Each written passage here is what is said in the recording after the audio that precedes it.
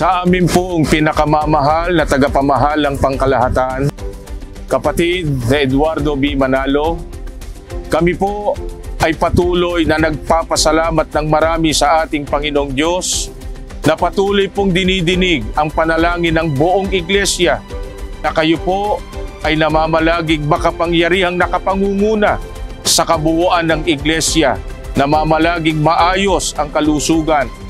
Patuloy po naming dalangin sa ating Panginoong Diyos na ipagkaloob pa po sa inyo ang mahabang buhay at lakas, alang-alang po sa pangunguna sa kabuuan po ng buong iglesia.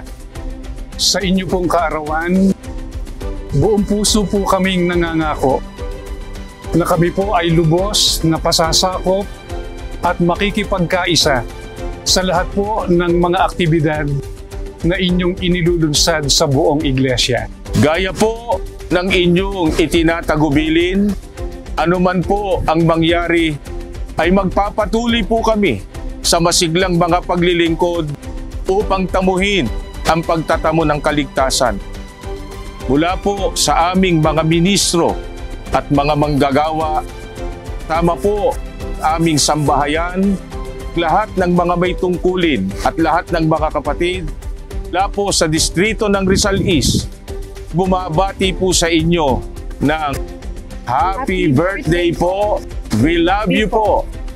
Mahal na mahal po namin kayo! We love you so much po! Mahal na mahal po namin kayo! Happy birthday po!